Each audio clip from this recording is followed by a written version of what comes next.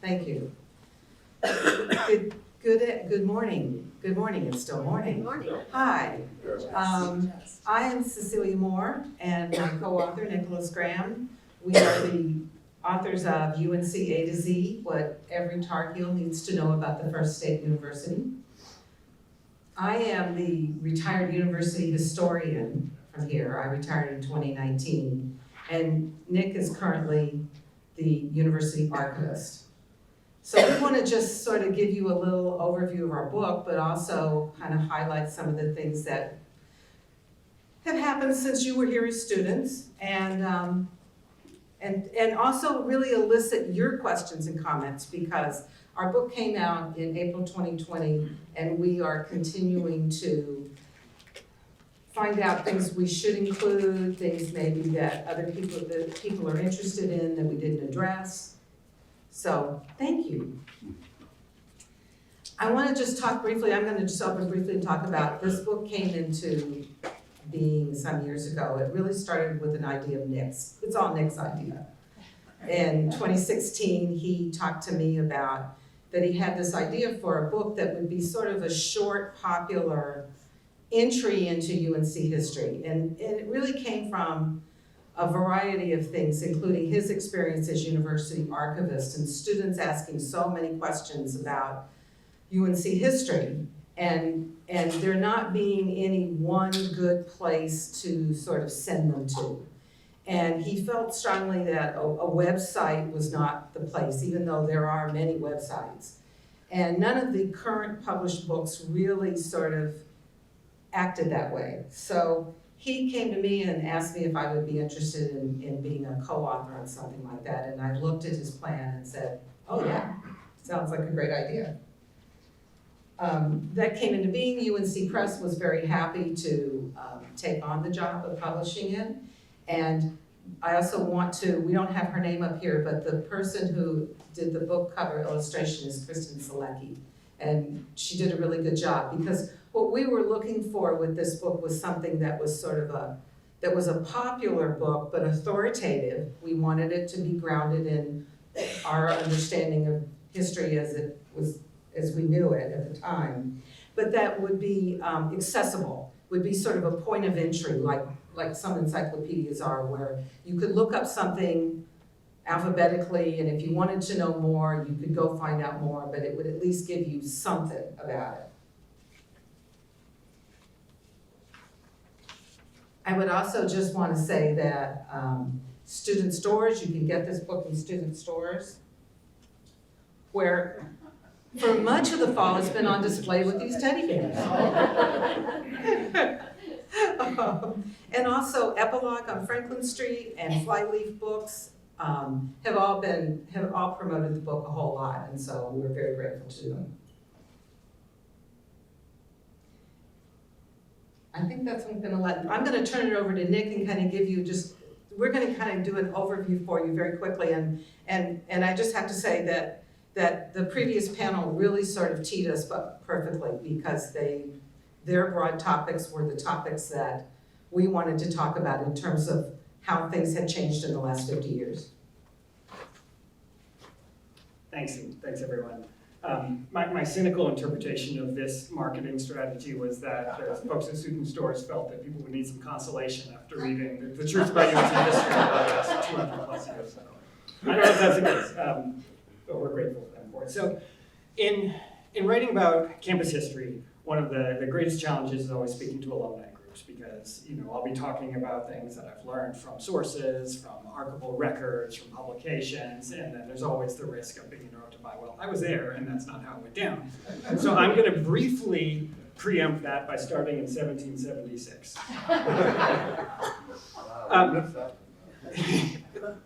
In thinking about the class of 71, thinking about the events of your time and what's come after, it's important for always us in thinking about campus history is to put this into historical context. So where does your class, your however many years you spent here, fall within the larger context of UNC, which just a few weeks ago celebrated its 229th anniversary.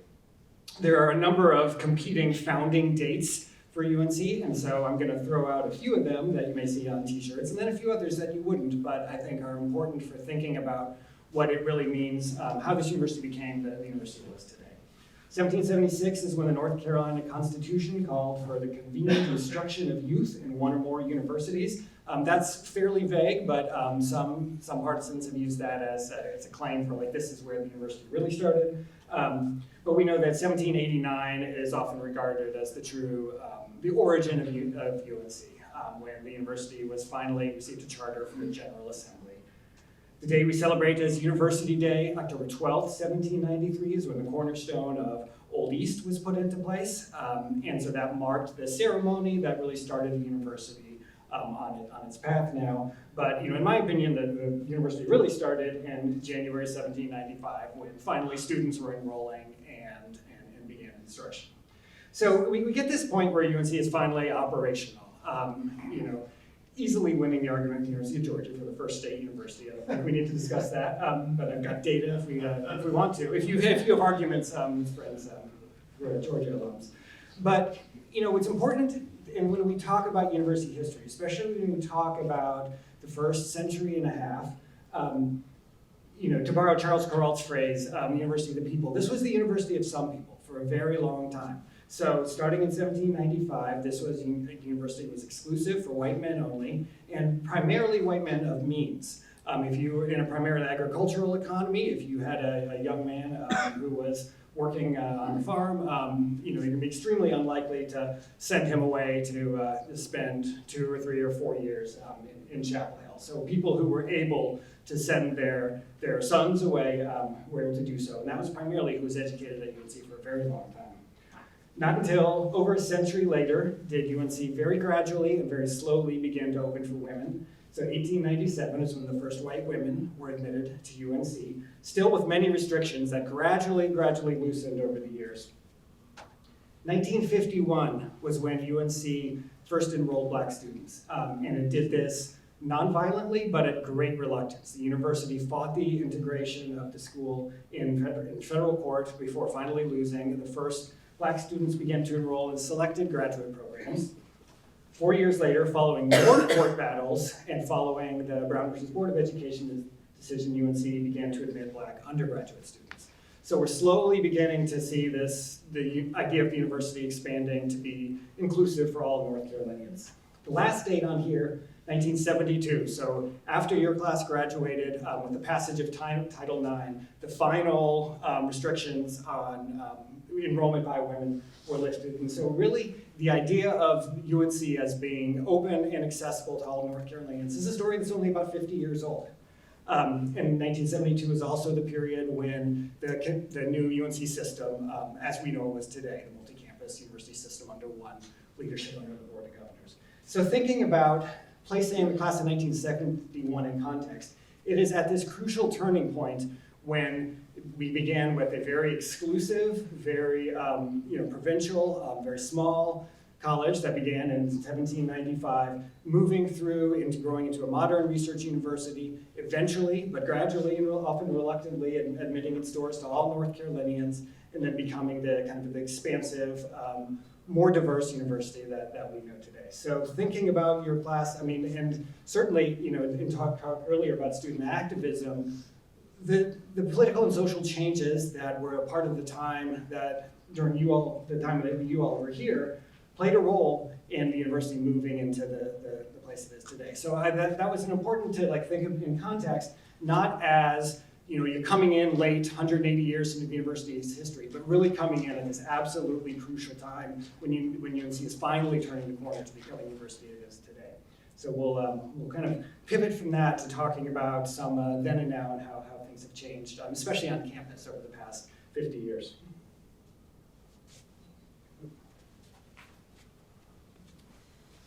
Okay, so the campus has grown a whole lot. This is a campus map from 1972. You're welcome to come up later and look up close. And the campus has grown tremendously since then, but the overall footprint has really not changed all that much. What has happened is, especially on the South Campus, a whole lot has been built into that area that was not built when you were here. And that's especially athletics facilities and medical health sciences facilities, the growth of all of the hospital complex along Manning Drive is there, as well as most of the residence halls are now down there. I say down there, I probably shouldn't do that. So in some ways, the campus, the historical campus you see up here that you walk around Polk Place and McCorkle Place looks very much the same, even though significant changes have happened to it over the years, but they've tried to maintain the historic character of that campus. Another thing that happened with the establishment of the UNC system that I think is important to note is that in creating boards of trustees for each campus. I know, I don't know why. What did I do? I didn't do anything. You didn't do anything. Do we have one of these we should plug in? Okay.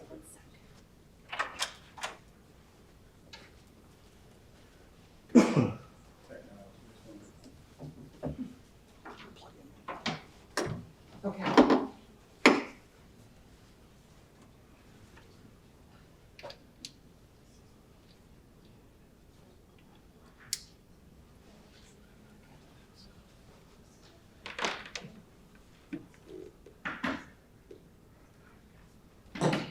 The state still does not give the university enough money to maintain its buildings. I can say that because I'm retired. Does that work? Yes, hi, thank you. So I just want to say briefly, another thing that happened with the establishment of the UNC system is that a board of trustees was established to regulate, to manage each campus. And the student body president became a member of that board of trustees. So for the first time, there was student representation on the board of trustees, and that still occurs. And that person, even though the person changes every year, is a full voting member of the board of trustees.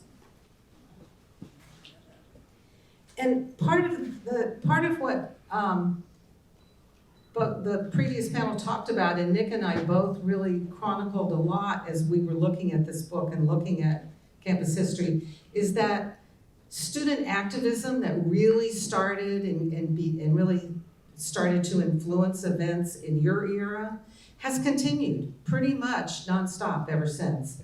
And so student activism and student interest in issues can still drive things and change things. And that's an important factor. I mean, I don't have hard data, but anecdotally, when I would speak with my cohorts or people at other university campuses, not all big public university campuses are like that.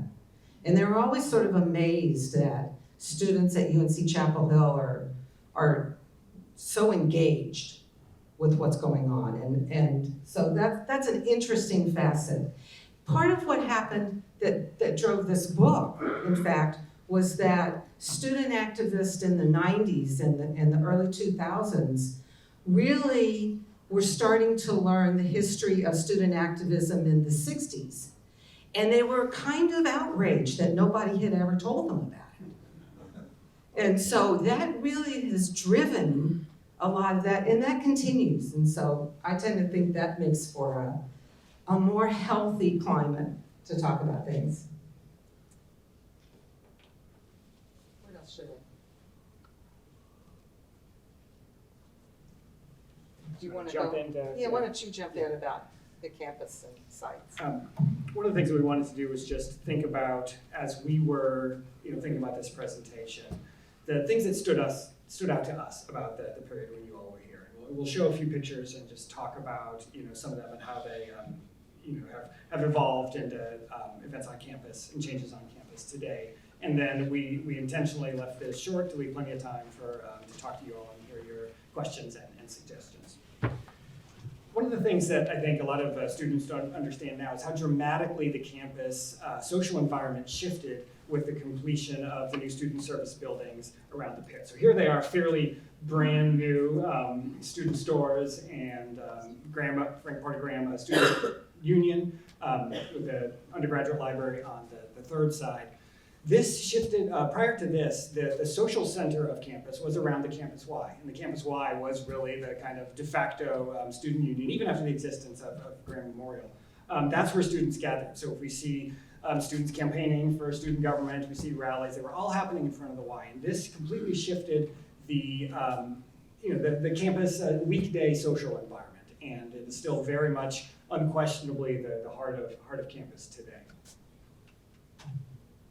Cecilia talked about activism, and again, just to reiterate, we can't overstate the role of student activism in the late 1960s and early 1970s around Vietnam, Kent State, the 2 food workers' strikes, and how those continue to inform and inspire students today.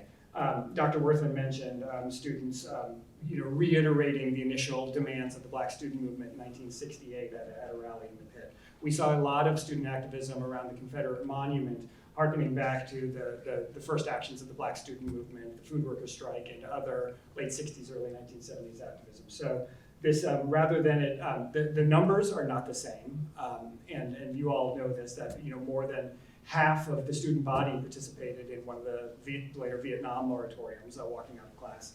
The numbers are not the same in terms of number of students participating, nor are they as coordinated nationally, but the local impact is tremendously significant. And we saw examples of that both with the Confederate monument activism and then also with the student activism that really led to the creation of the Sonia Haynes Stone's Black Cultural Center. Whenever we speak about this period, especially to current students, they are stunned to learn about the size and the significant national performing acts who came here for several years in a row for Jubilee. And I believe your class experience may have been the last really big Jubilee. And I know there were various reasons for canceling that. But there's been nothing. There have been concerts a couple of concerts in Keenan Stadium for a while. The Dean Dome was like at the place in the mid to late 80s, early 1990s for national performing acts. But there hasn't been anything like Jubilee. And I'll send a link that can be shared with you all. One of an alum recently contributed a short film showing select footage from the 1971 Jubilee. I don't know if you all remember this, but there was an elephant there at one point. Oh, yeah. Okay. Why was there an elephant there? Why not? Why not?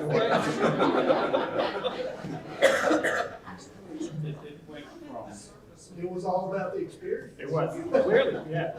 As well as for the elephant. Yeah, Jubilee is a hallmark, a high point in performing arts history. I do a lot of research for campus history in my work in the university archives. And I rely on old student publications to try and track down alums or track down events. And I want to congratulate the class of 1971 on producing the least helpful yakety yak. That was one of our hallmarks. Rather than nice lists of clubs, there's some of those pictures of students.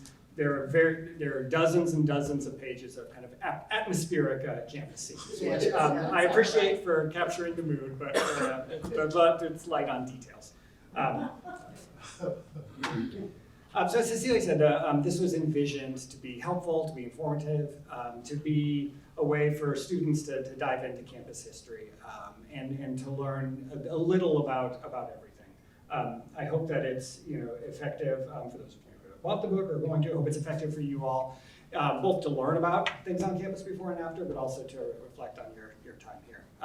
And so we have plenty of time. We'd love to hear from you all with your questions, with your suggestions. If there are things that you think are especially significant, do we need a separate entry on the elephant? Maybe we do. So yeah, we'd love to hear your thoughts and feedback. Thank you.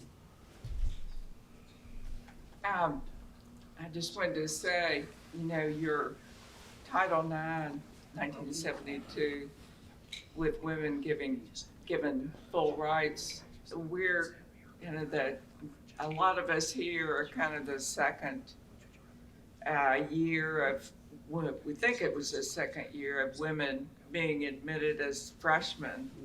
Mm-hmm. And there were some restrictions, shall we say, on us, but they kind of disappeared the next year with activism. But I just wanted to say, I don't know if that's relevant for your book or not, but we felt like we were kind of special to be this early cohort of women at UNC. That's helpful. Is anyone else here lived in Hinton James on the 9th and the 10th floor with the living learning experience? The girls were on the 10th floor and the guys were on the 9th floor. I was on the 9th floor, and we had classes, and so that was part of the, I think, the women's liberation and the first co-ed dorm experience. But there was a locked gate between the 9th and the 10th floor, and the elevator was restricted. What year was it? Was it 67, 68, or 68, 69? Would No, have it been was our freshman year or 70 and sophomore 71, year? the last 2 years. Well, they had visitation Oh, yeah, in the dorms after that. yes. But I thought that started in '70 as well. You know, when we were freshmen, if a woman was in your room, you get thrown out of school. Right. In Spencer, we had a dorm mother who interviewed a bit the guy who came to pick you up and was there when you came back. Yeah, we also, I think we're the only dorm that had a full-fledged dining room. And that sort of drew us more together because we'd see our fellow women 3 times a day. I'm sorry, which one was that? That's right. Because I would like to say, during the workers' strike, we had to pay board there. So they had to provide food, so we had to walk through all the strike lines to go to Morrison, to go to the cafeteria to get our meals. Often when we give presentations on campus history to current students, we get out the old women's handbooks that had all the rules, and students are stunned and fascinated. Katie Carmichael. Yep. Yeah. Does anyone else remember the first draft lottery? Oh, yeah. 306. I was in Navy ROTC. 35. I was in Navy ROTC. We had 400 midshipmen, second largest, only outstripping by the Naval Academy. And that year, once the lottery numbers came out, we lost about 100 people because they had high draft numbers, and they would come in and they would be reserve officers where they would serve 2 years active duty and then 2 years reserve, but they would not be drafted into the Army. And I can remember a lot of guys were aggravated by having the girls there because they weren't participants in terms of, you know, what your future was going to be. But it was, I remember in James in the common room, packed watching the lottery. As a woman, those of us who came in as freshmen, you know, that year, I was acutely aware in my chem lab of being the only woman. And interestingly or not, I remember to this day, the TA who was running the lab, we got together to, you know, we were with our lab partners and we got together and we were supposed to have a, you know, some substance coming out of whatever you know, I'm obviously not a chem major, but anyway, it was a particular color. And the male TA said, the substance should be the color of Miss Smith's skirt. Now, can you imagine today what would happen to that guy? But I remember it now. Sure. Yeah. Wow. What color was your skirt? Orange. But I was the only person wearing a skirt. That's the thing.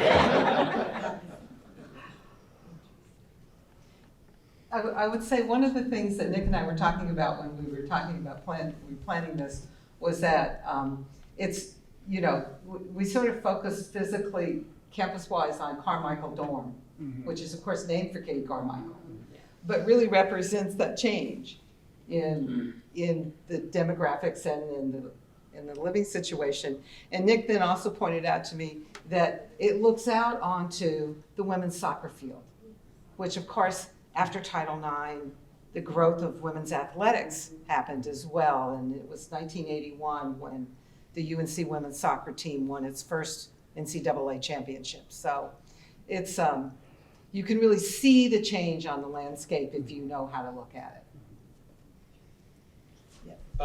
Unfortunately, I'm not a UNC graduate, but I have a great heart for this place. I remember in our junior high years, one of the issues that was raised for me by friends was the speaker ban law. And I noted walking on Franklin Street, there's a small monument that commemorates that time and the people involved. In some sense, has there been sort of an ongoing tussle with the legislature here in North Carolina between student activists and issues and movements and what the legislature is trying to make happen? Constantly. I think that's been steady throughout the history of the university. I think what stands out about the speaker ban is that was a case where the students and the university administration, although quietly, were aligned together against the legislature. A lot of the student activism for campus issues has either focused on actions by the administration or the board of trustees, but in this case, the president at the time, William Friday, was communicating with some of the student leaders, and so and he was the one who pushed for that monument, and that was very much a North Carolina issue. It applied to the whole state, but was definitely targeted at the Chapel Hill campus. So that's a very prominent example of we talk about the legislature meddling in Chapel Hill. That's always been happening. That's a great example of it. What was it? That was the resolution. They pulled a flatbed truck up on Franklin Street, and the gentleman from the Communist Party was allowed to speak. Well, that's why that monument's on the wall. He stepped over the wall. Now he's off campus. Right. Shut down speakers and that history. UNC's got a history of supporting diverse speakers, yes, and everyone's right to speak. That's right. Yeah. I'd be curious, during the editing of the book, what were one or two kind of controversial things that you guys argued about, struggled with, or the editor said, no, that's not right, or something of that nature? Does anything come to mind? I'm trying to think too. It was interesting as we were preparing the manuscript for publication. When we got to a final manuscript, the press asked a select 2 or 3 people who were on their board to look at all of it, not just certain entries, but all of it. And they came back with some things that actually corrected things we had wrong, or very much sharpened or clarified some things. And then we decided after that experience that we needed to sort of broaden that. And we picked people who had experience, like on the town entries, we gave those to Aaron Nelson, actually, who's an alumnus who's head of the Chamber of Commerce. So people like that, we segmented the entries by subject and gave them to particular people and asked them to read them. And that just made the book so much better. I think that, at the time we were doing the final editing, all of the things around the Confederate monument, around Silent Sam, were very much in flux. And it was an entry that we kept telling the press editor, just hold that, just hold it, because we may have to change that at the last second, And they kept going, well, you can't do that to every entry. We're like, no. But I don't think, I don't know. Other than, it was hard to figure out, I think, what to leave out. That was a big challenge. Very early on in Nick's original plan, he knew he didn't want to try and do entries for individual people, because then it would just become this giant who's who that would never be up to date. And so trying to figure out how you mentioned people in UNC history that you wanted to mention within the context of another entry was a bit of a challenge. And that's always, it's never perfect. There's definitely, I was talking with someone last weekend who's an alumnus from the class of '76, who once again reminded me who we left out. And it's like, I know we did. We couldn't include everybody, you know, so. Mike Hill, oh no, it was Mike No, Hill. who was the person? Oh, I forget now. I can't remember. But it's something that, you know, so it's always kind of a balance that way.